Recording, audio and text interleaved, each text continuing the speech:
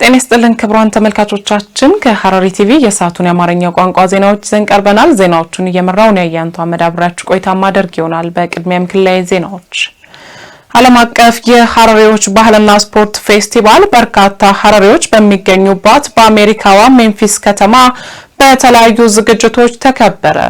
ፌስቲቫሉ በቀጣይ ቀናት በተለያዩ ዝግጅቶች እንደሚከበርም ከወጣው መርሃ ግብር ለማወቅ ተችሏል። ሲሳይ ዘሪሁን ተጨማሪ ያለው በዘንድሮው የ25ኛው ዓለም አቀፍ የሐረሪዎች ባህልና ስፖርት ፌስቲቫል በርካታ ሐረሪዎች በሚገኙባት በአሜሪካዋ ሜምፊስ ከተማ በተለያዩ ዝግጅቶች ተከብሮ ውሏል።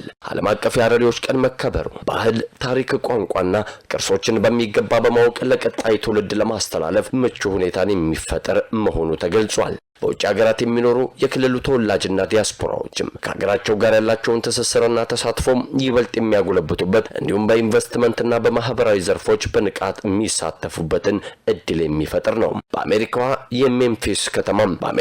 የሜምፊስ ከተማ ከንቲባ ፖል ኤያንግ ጁላይ 1 2026 በከተማዋ የሐረሪ ቀን ቋንቋ እንዲሆንም ማወጃቸውን ተከትሎ ነው በዓሉ በዚህ ልክ ደምቆ ያለፈው። ከንቲባ ያንግ እንዳስታወቁትም ይህ ታሪካዊ ቀን ከምስራቅ ኢትዮጵያ ጥንታዊትና ባለግንብ ሐረር ከተማ የመነጩትን የሐረሪ ማህበረሰብ አባላት የበለጸገ ባህል፣ ቅርስ፣ ታሪክና እሴት ለማህበረሰቡ ያበረከቱ ያሉትን ከፍተኛ አስተዋጽኦ እውቅና የሰጠ መሆኑን አንስተዋል። ዕለቱ በምዕራብ ቴነሲ አካባቢ ከሁለት አስርት ዓመታት በላይ ዘለቀውን የባህል ጥበቃና አንድነትን ለማክበር የተዘጋጀውን የ26ኛውን ዓመታዊ የሐረሪ ፌስቲቫልን በይበልጥ ያደመቀ ልዩ አጋጣሚ ሆኗል። የሐረሪ ማህበረሰብ አባል የሆኑት ኒመት ሰልማን የዕለቱን ደማቅ አከባበር አስመልክተው በሰጡት አስተያየት ይህ አዋጅ ለሐረሪ ማህበረሰብ ትልቅ ኩራት ነው፣ ምዕራፍም ነው ብለዋል። አክለውም የሐረሪ ቀን ባህላችንን ጠብቆ ለማቆየት ያለንን ቁርጠኝነት የሚያንጸባርቅ ሲሆን በመላው ሜምፊስ ከተማም አንድነትና የባህል መግባባትን ይበልጥ የሚያጠናክር ነው ሲሉ አንስተዋል። በተለይም የፌስቲቫሉ መከበር በተለያዩ የውጭ ሀገራት የሚኖሩ የሐረሪ ብሔረሰብና ወዳጆች አንድ ላይ በመሰባሰብ ይበልጥ ትስስራቸውን የሚያጠናክሩበትና ኢትዮጵያን በዓለም አቀፍ ደረጃ በማስተዋወቅ የሀገሪቱን ጥሩ ገጽታ የሚገነባ ነው። ከዚህ በተጨማሪም የክልሉ ተወላጆችና ወዳጆች ባላቸው እውቀትና ልምድ የሀገራቸውን መልካም ገጽታ እንዲገነቡ ከማስቻሉም ባሻገር በክልሉ የሚከናወኑ የልማት ስራዎችን የሚያደርጉትን ድጋፍና ተሳትፎ በማሳደግ ረገድም ትልቅ ፋይዳ ይኖረዋል። በአሜሪካዋ ሜምፊስ ከተማ እየተካሄደ የሚገኘውን 28ኛውን ዓለም አቀፍ የሐረሪዎች ባህልና ስፖርት ፌስቲቫል በቀጣይ ቀናት በተለያዩ ዝግጅቶችም እንደሚከበር ከወጣው መርሃ ግብር ማወቅ ተችሏል። የሐረሪ ባህልና ስፖርት ፌስቲቫል በአሜሪካዋ ሜምፊስ ከተማ በዓል ሆኖ እንዲከበር እውቅና ማግኘቱን የሐረሪ ክልል የመንግስት ኮሚኒኬሽን ጉዳዮች ጽሕፈት ቤት አስታወቀ። በዓሉ በየዓመቱ በፈረንጆቹ ሰኔ 1 ቀን እንዲከበር ምክር ቤቱ በአዋጅ ደንግጓል። ቤተልሔም ደሴ በዝርዝር ታቀርበዋለች።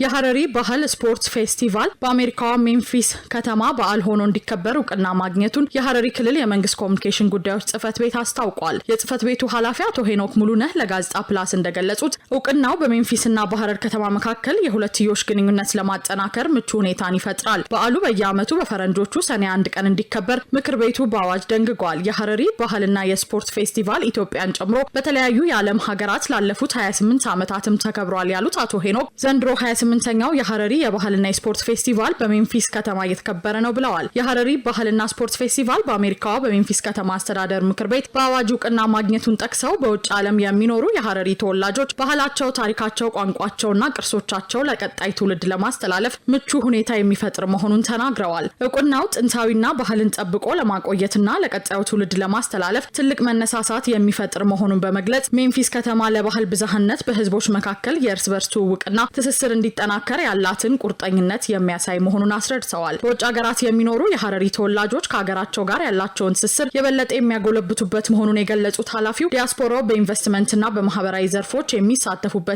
እድል ይፈጥራል ብለዋል። ፌስቲቫሉም በተለያዩ የውጭ ሀገራት የሚኖሩ የሐረሪ ህዝቦች በአንድነት በመሰባሰብ ትስስራቸውን የሚያጠናክሩበት እንደሆነ ጠቅሰው ኢትዮጵያን በዓለም አቀፍ ደረጃ በማስተዋወቅ የሀገሪቱን ጥሩ ገጽታ የሚገነቡበት መድረክ መሆኑንም አስረድተዋል። በሐረሪ ክልል ከ3.5 ቢሊዮን ብር በላይ ካፒታል ላስመዘገቡ 96 አልሚዎች የኢንቨስትመንት ፍቃድ ተሰጠ። የክልሉን የኢኮኖሚ ዘርፎች ለማነቃቃትና የግሉን ዘርፍ ተሳትፎ ለማሳደግ በተከናወኑ ተግባራት አበረታች ውጤቶች መመዝገባቸው ተገልጿል። ዘገባው የሄኖክ ግርማ ነው። በተለይም ደሴ በዝርዝር ታቀርበዋለች። በሐረሪ ክልል በ2018 በጀት ዓመት ከ3.5 ቢሊዮን ብር በላይ ካፒታል ላስመዘገቡ 96 አልሚዎች የኢንቨስትመንት ፍቃድ መሰጠቱን የክልሉ ኢንቨስትመንት ማዕድንና ኢነርጂ ጽሕፈት ቤት ኃላፊ ዶክተር አብዱላሂ አህመድ አስታውቀዋል። ኃላፊው እንደገለጹት ፍቃድ ከተሰጣቸው ፕሮጀክቶች መካከል 12ቱ በማኒፋክቸሪንግ፣ 18ቱ በሆቴልና ቱሪዝም፣ 5ቱ በግብርና እንዲሁም 61ዱ በገበያ ማዕከልና በሌሎች ዘርፎች የተሰማሩ ናቸው። ከዚህ በተጨማሪም ባለፉት ዓመታት ፍቃድ ከወሰዱ ፕሮጀክቶች 32ቱ ወደ ማምረትና አገልግሎት የመሸጋገር ደረጃ ላይ መድረሳቸውን ጠቁመዋል። ከዚሁ ጋር ተያይዞ በበጀት ዓመቱ በኢንቨስትመንት ፕሮጀክቶች አማካኝነት ከ2336 በላይ ለሚሆኑ የክልሉ ነዋሪዎች ቋሚ የስራ ዕድል መፈጠሩን ኃላፊው ጨምረው ገልጸዋል። የክልሉ የኢኮኖሚ ዘርፎችን ለማነቃቃትና የግሉን ዘርፍ ተሳትፎ ለማሳደግ በተከናወኑ ተግባራት አበረታች ውጤቶች መመዝገባቸውን ዶክተር አብዱላሂ አመላክተዋል። በሌላ በኩል የመንግስትና የህዝብ ጥቅም ለማስከበር በኢንቨስትመንት ፕሮጀክቶች ላይ ጥብቅ የክትትልና የቁጥጥር ስራዎች ሲከናወኑ መቆየታቸውን ኃላፊው ገልጸዋል። በዚህም መሰረት በ117 የኢንቨስትመንት ፕሮጀክቶች ላይ የመረጃ ማጥራት ስራ የተከናወነ ሲሆን 176 ፕሮጀክቶች ላይ ደግሞ የቁጥጥርና የኦዲት ስራ መካሄዱን አብራርተዋል። በዚህ መሰረትም ለ6 ፕሮጀክቶች የቃል ማስጠንቀቂያ፣ ለ36ቱ የጽሁፍ ማስጠንቀቂያ የተሰጠ ሲሆን 12 ፕሮጀክቶች ላይ እገዳ ተጥሎባቸዋል። በተጨማሪም 6 ፕሮጀክቶች በህግ አሰራር መሰረት ፍቃዳቸው እንዲሰረዝ መደረጉን አስታውቀዋል። በመሆኑም በክልሉ የተለያዩ ኢንቨስትመንት መስኮች ለሚሰማሩ አልሚዎች የክልሉ መንግስት እያደረገ ያለውን ልዩ ድጋፍና ማበረታቻ አጠናክሮ እንደሚቀጥል አረጋግጠዋል። በቀጣይም የባለሙያዎችና የአመራሩን የማስፈጸም አቅም በማጎልበት በዘርፉ የጥናትና ፕሮሞሽን ስራዎች እንዲሁም ቅንጅታዊ አሰራሮችን በማጠናከር የባለሀብቶችን የስራ ቦታና የመሰረተ ልማት ጥያቄዎችን ፈጣንና በቴክኖሎጂ በተደገፈ አሰራር ለመፍታት በትኩረት እንደሚሰራ አመላክተዋል። ኢትዮጵያ በባዕዳን ያልተገዛች የራሷን ታሪክ፣ ቋንቋዎችና ባህላዊ እሴቶች ጠብቃ ያቆየች ሉዓላዊት ሀገር ናት ሲሉ የምስራቅ እዝ ምክትል አዛዥ ለውጊያ ድጋፍ አገልግሎት ሜጀር ጀነራል ፍቃዱ ጸጋዬ ገለጹ። በምስራቅ እዝ ማሰልጠኛ ማዕከል ኮሩ ለ2 ወራት ለመሰረታዊ ወታደራዊ ስልጠና ሲሰጥ የቆየው የአቅም ማጎልበቻ ስልጠና ተጠናቋል። ሲሳይ ዘሪሁን ተጨማሪ ያለው በምስራቅ እዝ ማሰልጠኛ ማዕከል የማዕከሉ ኮር ለ2 ወራት ለመሰረታዊ ወታደሮች ሲሰጥ የቆየው የአቅም ማጎልበቻ ስልጠና ተጠናቋል። በስልጠናው መርሃ ግብር ላይ ዝግጅት ላይ ተገኝተው መመሪያ ንግግር ያደረጉት የመምሪያው እዝ የምስራቅ እዝ ምክትል አዛዥ ለውጊያ ድጋፍ አገልግሎት ሜጀር ጀነራል ፍቃዱ ጸጋዬ ኢትዮጵያ በባዕዳን ያልተገዛች የራሷ ታሪክ፣ ቋንቋዎችና የባህል እሴቶችን ጠብቃ ያቆየች ሉዓላዊት ሀገር መሆኗን ተናግረዋል። የኢትዮጵያ ሕዝቦች ለነጻነታቸውና ለሀገራቸው ክብር ያደረጉት ትግል ዛሬ ድረስ የሚታወስ መሆኑን ጠቁመው ይህም ክብርና ቅርስ ለቀጣይ ትውልድ ማስተላለፍ ደግሞ የሁሉም የሰራዊት አባላት ኃላፊነት መሆኑን አስረድተዋል።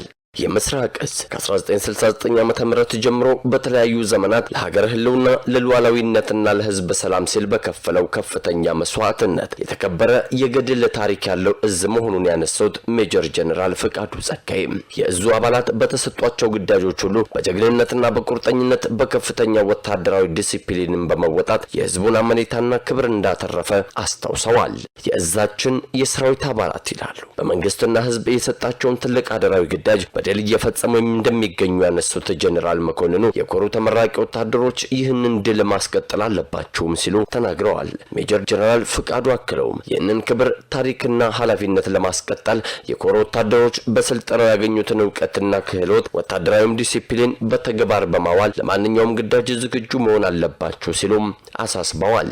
የምስራቅ እዝ ኮር አዛዥ ብርጋዲየር ጀነራል ፈይሳ አየለ በበኩላቸው ሰልጣኞች በስልጠና ቆይታቸው በተኩስ፣ በአካል ብቃት፣ በስነ ምግባርና በወታደራዊ ስነ ልቦና ዙሪያ እንዲሁም በተለያዩ ወታደራዊ ስልጠና በጥሩ አቅም መውሰዳቸውን ገልጸዋል። የውጭ ወራሪዎች ፍላጎትና ትንኮሳን እንዲሁም በሀገር ውስጥ ያሉትን የተላላኪ ባንዳዎች ፍላጎት በወሰዳችሁት ስልጠና የጠላቶቻችንን ፍላጎት በሩቅ ለማስቀረትና ለማምከን ያስችላልና ይህንን ተግባር ወደ ነባሩ ሰራዊታችን ስትቀላቀሉ አጠናክራችሁ ማስቀጠል ይገባቸዋል ብለዋል። የኢትዮጵያ በርካታ ጀግኖች መፍለቂያና መገኛም እንደመሆኗ ዛሬም ይህ ትውልድ የቀደመ ታሪካችንን አስቀጥሎ ራሱን ባልተቋረጠና ውጤታማ በሆነ ስልጠና በመገንባት በምስራቅ ኢትዮጵያ የግዳጅ ቀጠና ብቻ ሳይሆን በየትኛውም አካባቢ ሊሰጥ የሚችል ሀገራዊ ተልዕኮን በብቃት መፈጸም የሚያስችል ቁመና መገንባት ይገባል ሲሉ ተናግረዋል። በመርሃ ግብሩ ላይ ማጠቃለያም የእዙ ክፍል ኃላፊዎች፣ የማሰልጠኛ አመራሮችና አባላት፣ የኮር አመራሮች፣ ሰልጣኞችና ሌሎችም የሚመለከታቸው አካላት መገኘታቸውን የምስራቅ እዝ ሚዲያና ኮሙኒኬሽን ህዝብ ግንኙነት ያደረሰ መረጃም ያመለክታል። የኦዲት ስራዎችን ለህዝብ ተደራሽ በማድረግ ግልጽነትና ተጠያቂነትን ለማስፈን የሚዲያ ሚና የጎላ መሆኑ ተገለጸ። የኦዲት ተቋምና የሚዲያ ኮሙኒኬሽን ተግባቦት በሚል ርዕስ ለክልሉ ብዙሃን መገናኛ ኤጀንሲ ባለሙያዎች የግንዛቤ ማስጨበጫ ስልጠና ተሰጠ። ገዛኸኝ አራጌ ተጨማሪ ያለው።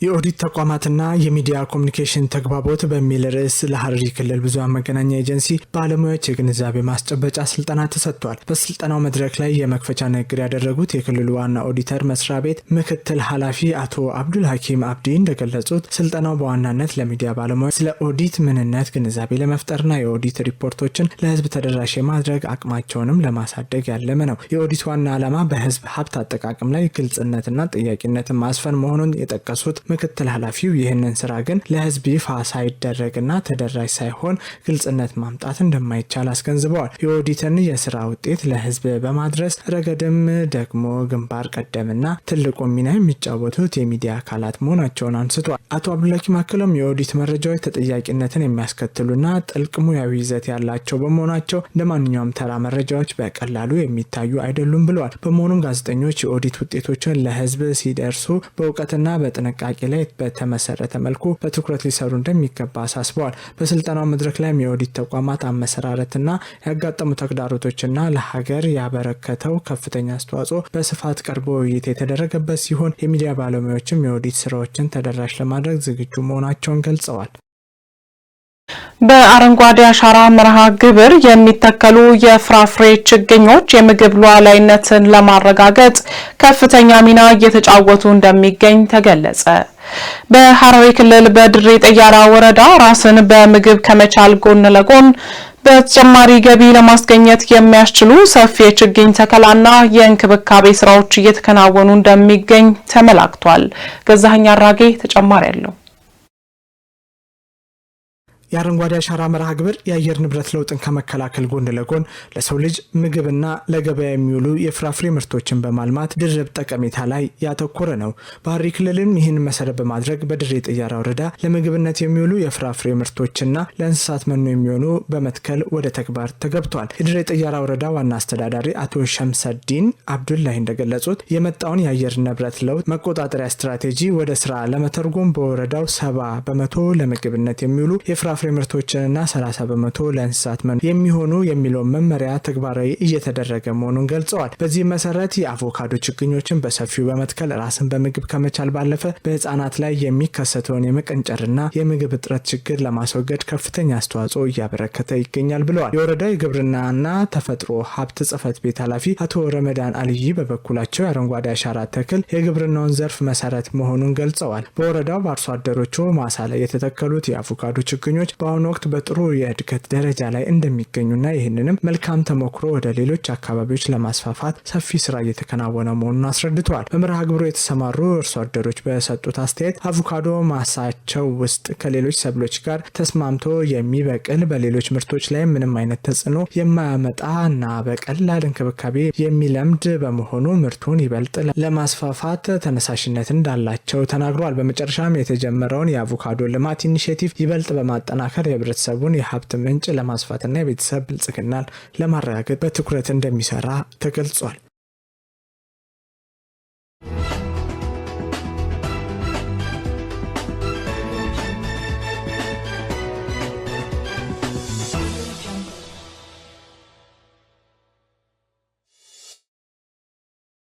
ክቡራን ተመልካቾቻችን ከሐረሪ ቲቪ ዜናዎቻችን ወደ እናንተ መድረሳቸውን ቀጥለዋል። ወደ ሀገር አቀፍ ዘገባዎች ስናልፍ ጠቅላይ ሚኒስትር ዶክተር አብይ አህመድ ሀገር የማጽናት ልምድ ያለው የኢትዮጵያ ሕዝብ ምርጫውን ለማደናቀፍ ፍላጎት ባላቸው ኃይሎች ሳይበገር ላደረገው አስተዋጽኦ ክብር ይገባዋል አሉ። ጠቅላይ ሚኒስትሩ በሕዝብ ተወካዮች ምክር ቤት 5ኛ ዓመት የሥራ ዘመን 30ኛ መደበኛ ስብሰባ ላይ ተገኝተው ለምክር ቤቱ አባላት ጥያቄዎች ምላሽና ማብራሪያ ሰጥተዋል። የፋናንና የኢትዮጵያ ዜና አገልግሎት ዘገባን ባህር ጠንክር እንደሚከተል ያቀርበዋል። የሕዝብ ተወካዮች ምክር ቤት 30ኛ መደበኛ ስብሰባውን ጠቅላይ ሚኒስትር አብይ አህመድ በተገኙበት አካሄደም። ጠቅላይ ሚኒስትሩ ለምክር ቤቱ አባላት በሰጡት ማብራሪያ 7ኛው ጠቅላላ ምርጫ በሚመለከት በሰጡት ማብራሪያ ምርጫው ለመማር ፍላጎት ላለው ለየትኛውም የፖለቲካ አካላት ትልቅ ትምህርት እየሰጠ እንደነበር አስተዋል። ህዝቡ አትምረጥ፣ አትመዝገብ፣ አትደግፍ የሚሉ ማስፈራሪያዎቹን ሳይቀበል በነቂስ ወጥቶ በሌሊትም ጭምር መምረጡን አስታውሰው ምርጫው የኢትዮጵያውያን ተሳትፎ ማየት የቻልንበት ሂደት ነበር ብሏል። የዘንድሮ ምርጫ ከሌላው ጊዜ በተለየ ከፍተኛ ተግዳሮት ገጥሞት እንደነበር የገለጹት ጠቅላይ ሚኒስትሩ ፍጥጫው በተፎካካሪዎች መካከል ብቻ ሳይሆን ምርጫው ራሱ የተጠናከረ ጥቃት ኢላማም እንደነበረ አስታውሰዋል። ነገር ግን በማሸነፍና ፈተና በመሻገር እንዲሁም ሀገር በማጽናት ልምዳቸው የሚታወቁት የኢትዮጵያውያን ምርጫውን በማካሄድ ጽንፈኝነትና ዘረኝነትን አሻፈረኝ በማለት ከዳር እስከ ዳር ድምጻቸውን አስተጋብተዋል ብሏል።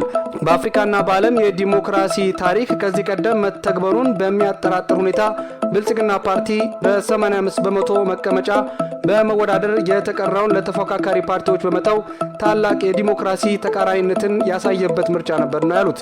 ጠቅላይ ሚኒስትሩ ሰላምና መረጋጋትን በተመለከተ በሰጡት ምላሽና ማብራሪያ ባንዳዎችና ጽንፈኞቻችን የምናሸንፈው በተጠናከረ ውይይት ብቻ ነው ብሏል። በኢትዮጵያ በተለያዩ አካባቢዎች የተፈጠሩ አለመረጋጋቶችን ለመፍታት መንግስት ከ4000 በላይ የምክክር መድረኮችና በመቶ ሺዎች የሚቆጠሩ ሰዎችን በማሳተፍ በኢትዮጵያ ታሪክ ትልቁ የብሔራዊ መግባባት ምዕራፍ ተሻግረናል ሲሉም ገልጿል። ጠቅላይ ሚኒስትር አብይ አህመድ ትግራይን በተመለከተ በሰጡት ምላሽ እንዳሉት በፕሪቶሪያ ስምምነት ተከትሎ በትግራይ ጊዜያዊ መንግስትም ተቋቁሟል። ከ60,000 በላይ ታጣቂዎች አስፈላጊውን ድጋፍ መደረጉንም ጠቁመው ትጥቅ የማስፈታት የማቋቋምና ወደ ህብረተሰቡ የመመለስ ስራ ተሰርቷል ነው ያሉት። በትግራይ ክልል ሰላም እያወኩ ያሉ ጥቂቶች መሆናቸውን አንስተው ሰላም የሚያውቁ ኃይሎች ቤተሰቦቻቸውን ከፊሎቹን በአዲስ አበባ ቀሪዎቹ ደግሞ በውጭ ሀገራት ያስቀመጡ ናቸው ብሏል። ትግራይ መውደም ነበረባት ብሎ የሚያምኑ ኃይሎች ከፕሪቶሪያ ስምምነት በኋላ ማኩረፋቸውም ገልጿል። በአክራሪ ኃይሎች በየቀኑ ጦርነት ሊቀሰቅሱ የሚችሉ ትንኮሳዎች እንደሚፈጸሙ ጠቁሟል። የኢትዮጵያ ሉዓላዊነት የሚፈታተን ነገር ከመጣ መንግስት የሀገሪቱን ሉዓላዊነት ለማስጠበቅ ከየትኛውም ጊዜ በላይ ዝግጁ ነው ብሏል። በሀገራችን የተስተዋሉ ያሉ ግጭቶች በተመለከተ ማብራሪያ የሰጡት ጠቅላይ ሚኒስትሩ ከሃይማኖት ግጭት የሚገኝ አንዳችም የፖለቲካ ትርፍ እንደሌለ አስገንዝበዋል። ጠቅላይ ሚኒስትር አብይ አህመድ በሁከትና በብጥብጥ የሚሞተው ወንድማማች ህዝብ በመሆኑ ሁሉም ወገኖች ለሰላም ቅድሚያ መስጠት እንዳለባቸው አሳስበዋል። ግጭት ተከስቶባቸው በነበሩ አካባቢዎች ተፈናቅለው ከነበሩ ዜጎች መካከል ከ90 በመቶ በላይ የሚሆኑት ወደ ቀያቸው መመለሳቸውን፣ ቀሪዎቹም ዘላቂ በሆነ መልኩ ለመመለስ በትኩረት የተሰራ መሆኑን ጠቅሷል። ጠቅላይ ሚኒስትሩ አዲስ አበባ ላይ ተቀምጠው የሃይማኖት ግጭት ለሚያስነሱና ለሚያባብሱ አካላት በሙሉ ከጥፋት ድርጊታቸው እንዲቆጠቡም በጥብቅ አሳስበዋል። ጠቅላይ ሚኒስትሩ ሀገር በቀል የኢኮኖሚ ማሻሻያ በተመለከተ በሰጡት ምላሽና ማብራሪያ እንዳሉት የኢትዮጵያ ብልጽግናና ሉዓላዊነት ለማረጋገጥ የኢኮኖሚ መዋቅሩን በዘመናዊ መንገድ መቅረጽና ማሻሻል የሚያስችሏትን ስትራቴጂዎች ቀርጻ ወደ ተግባር ገብታለች።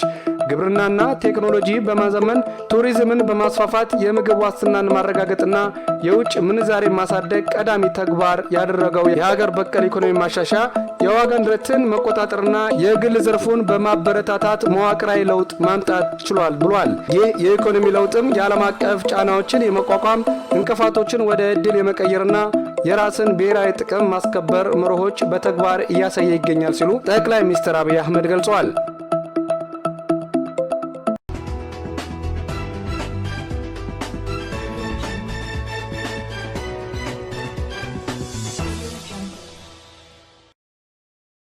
ወደ ዓለም አቀፍ ዘገባዎች ስናልፍ በዓለም አቀፍ ህገወጥ የሰዎች አዘዋዋሪዎች ላይ በተወሰደ እርምጃ ከ1000 በላይ ሰዎች በቁጥጥር ስር ዋሉ። ኢንተርፖል በዘመቻው የለያቸው ተጎጂዎች ጥበቃና እርዳታ እንዲያገኙ መደረጉን እንዲሁም በዘመቻው ውጤት 465 ምርመራዎች መከፈታቸውን ገልጿል።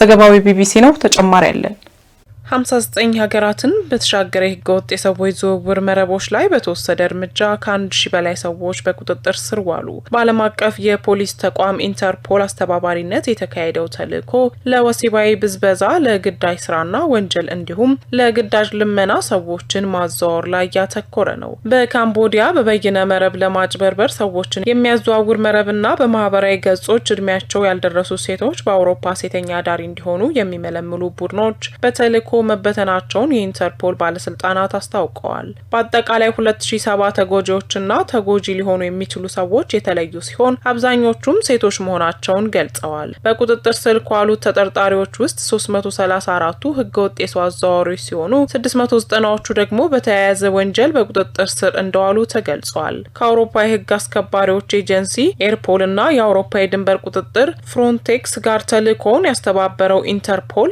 ተልዕኮ ያደጉና የተለወጡ ህገወጥ የሰዎች ዝውውር መንገዶችና ዘዴዎችን ያጋለጠ ነው ብሏል። ኢንተርፖል ከላቲን አሜሪካ ለወሲባዊ ብዝበዛ ከተዘዋወሩ ተጎጂዎች ውስጥ 10 በመቶዎቹ በእድሜ ያልደረሱ ናቸውም ብሏል። የብራዚል ፌዴራል ፖሊስ 83 ብራዚላውያንና 323 የውጭ ሀገር ዜጎች በአጠቃላይ 406 ተጎጂዎች በካምቦዲያ በበይነ መረብ እንዲያጭበረብሩ በግዳጅ ተዘዋውረው ማግኘቱን ኢንተርፖል ገልጿል። ተጠርጣሪዎችና ተፈላጊ ሰዎች ላይ ያነጣጠሩ የኢንተርፖል ይፈለጋሉ ማስታወቂያዎች ወጥተዋል። መደብር ውስጥ እንዲሰሩ የተገደዱ 2 የቦሊቪያ ህጻናት የአርጀንቲና ፖሊስ ታድጎ ተጠርጣሪዎችን በቁጥጥር ስር መዋሉ ተገልጿል። ተልዕኮን ለአውሮፓውያኑ አቆጣጠር ከሰኔ 8 እስከ 12 ድረስ የተካሄደና በአፍሪካ፣ አሜሪካ አህጉር፣ እስያና አውሮፓ ሀገራት ከ40,000 በላይ ህግ አስከባሪ መኮንኖችን ያሳተፈ ነው። ዘመቻው አብዛኞቹ ተጎጂዎች ለወሲባዊ ብዝበዛ የተዘዋወሩ እንደሆኑና 20 በመቶዎቹ በግዳጅ ወንጀል ውስጥ እንዲሰማሩ፣ 11 በመቶዎቹ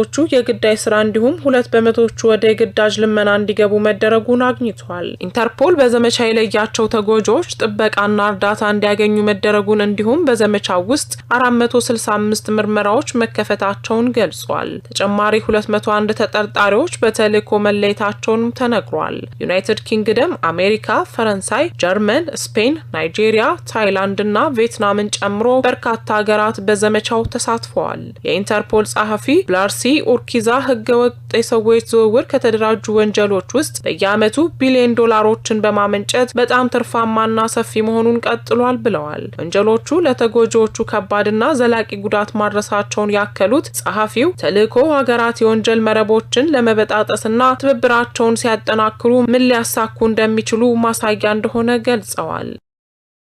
የአትክልት የፍራፍሬና የእህል ምርቶች ከጊዜ ወደ ጊዜ ያላቸው ጠቃሚ የንጥረ ነገር ይዘት እየቀነሰ እንደሚገኝ አንድ ጥናት አመለከተ።